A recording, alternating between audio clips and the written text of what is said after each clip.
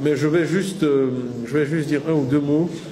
Maintenant, peut-être sur l'international, parce qu'on prend beaucoup dans toute cette affaire de la France, de l'international et tout. Bon, premièrement, moi je crois que le destin d'un pays, il est d'abord l'affaire de ses citoyens. Bon, il y en a beaucoup qui disent, oui, je ne sais pas si vous allez être bien d'accord quand je vais bien expliquer. Je pense qu'un pays ne peut jamais accuser un autre pays d'être responsable de ses problèmes. Moi, quand j'étais au gouvernement, souvent les gens disaient, mais on n'a qu'à dire que c'est la Banque mondiale qui a demandé ça. Et je disais non, parce que soit quelque chose est bon pour la Côte d'Ivoire, soit quelque chose est mauvais pour la Côte d'Ivoire. Si c'est bon pour la Côte d'Ivoire, on doit pouvoir l'assumer.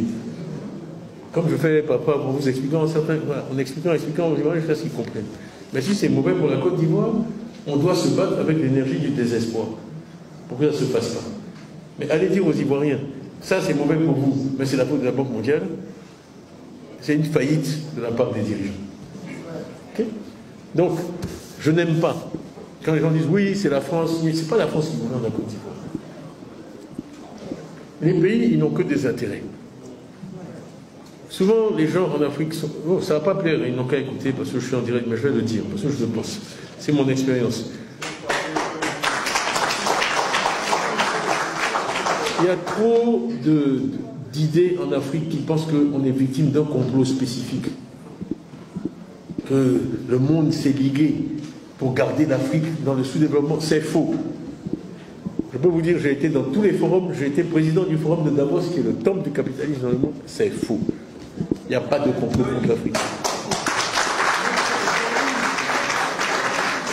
Il y a des gens et des pays qui veulent faire avancer leur propre intérêt. Je peux vous dire, ils sont aussi vicieux avec l'Inde, ou la Birmanie, ou le Laos, qu'avec le Togo ou le Tchad. Ils sont indifférents dans leur greed, avidité. Il n'y a pas de complot particulier. Comme on dit, l'araignée ne traverse pas le mur qui n'est pas fondu. Donc, ils sont là. Voilà. Vous êtes là, vous avez votre déjeuner ou votre petit déjeuner.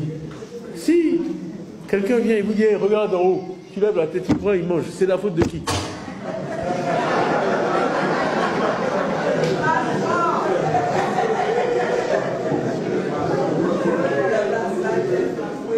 Moi, quand j'étais petit, ma mère, bon, mes frères, ils vont pas aimer ça, mais j'étais souvent fâché parce que je dis, je comprends pas. Chaque fois, mes frères, là, ils viennent, on joue à pile ou face et puis je perds. Je dis, mais toi, qu'est-ce qu'ils te disent? Je dis, ils disent, pile je gagne, face tu perds. Mais tu es bête. Pile ou face, pile je gagne, face tu perds. Et puis tu joues. Depuis ce jour-là, ils ont commencé à perdre aussi à pile ou face contre moi. J'ai dit non, votre affaire là. Mais c'est ça, quelquefois on joue à pile, je gagne, face tu perds. C'est à un pays de défendre ses intérêts. Un pays ne peut pas se plaindre du fait que d'autres profitent de sa paresse, de sa faiblesse, de sa division. Il faut arrêter d'accuser les autres pour des problèmes qui nous sont propres. Moi, vous avez la souveraineté. La souveraineté, c'est un mot creux. Si vous n'en avez pas les moyens. Vous savez, c'était Pierre Laval qui était allé voir Staline. Dans la collaboration, la Seconde Guerre mondiale, il est allé voir Staline et puis il lui parlait du pape. Et Staline a dit, mais oui, d'accord, le pape, mais le pape, c'est combien de divisions? Il a combien de divisions, votre pape? Moi, il me faut 40 divisions pour battre Hitler. Donc, tout ça pour dire un peu sérieusement que vraiment, il y a trop de focalisation sur ce que va faire le reste du monde. On veut la liberté, mais on dit, mais Thiam n'a qu'à parler à Macron et puis, comme ça, on va être libre. Ça ne marche pas comme ça. Ça ne marche pas comme ça. Il faut comprendre comment le monde fonctionne. Comprendre comment le monde fonctionne. Si vous n'êtes pas prêt à défendre, les Anglais disent, votre petit déjeuner, il faut le défendre. Il ne faut pas laisser quelqu'un venir manger votre petit déjeuner. Voilà.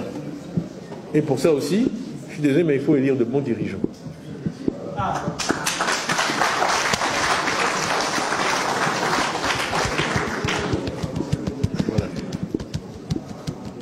Vous savez, quand les gens vous respectent, ils font de bonnes affaires avec vous. Celui qui ne vous respecte pas, il vient vous proposer que des deals de mauvaise qualité. Vous savez que de toute façon, vous allez accepter. Et il va réserver ces bons deals-là pour le Vietnam ou pour d'autres pays. Donc il faut être exigeant. Il faut être exigeant, il faut être ambitieux, il faut être exigeant.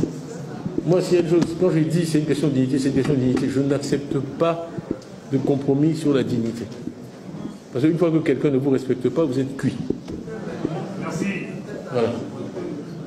Donc, et le respect, il commence par le respect de soi-même. Et je l'ai dit. Mais vous croyez que les gens que je connais, on dit oui, ton réseau, mais vous croyez que mon réseau actuellement, qu'est-ce qu'ils pensent? Ils me connaissent, ils m'ont pratiqué pendant 20 ans, ils m'ont confié les plus hautes responsabilités, ils connaissent mon niveau. Je rentre chez moi et on me donne des coups de pied au cul.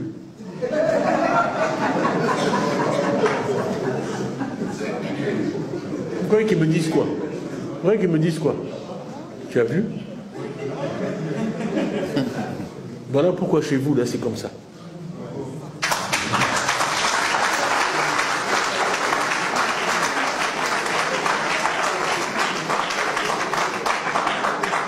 On ne peut pas laisser ça se faire sans rien dire, parce que c'est mauvais pour notre image. C'est vraiment mauvais pour notre image. Que eux aient cru pouvoir... J'ai été président de l'association des compagnies d'assurance de toute la Grande-Bretagne. C'est le 3e secteur économique de Grande-Bretagne. J'ai été élu. Qui m'est jugé digne de faire ce genre de fonction et que je viens chez moi, non seulement on ne veut pas de moi, mais on me dit que je ne suis même pas ivoirien. Mais ça dépasse l'entendement. Je ne sais même pas comment expliquer ça aux gens. Mes amis me demandent, je ne sais pas comment leur expliquer. Comment l'expliquer?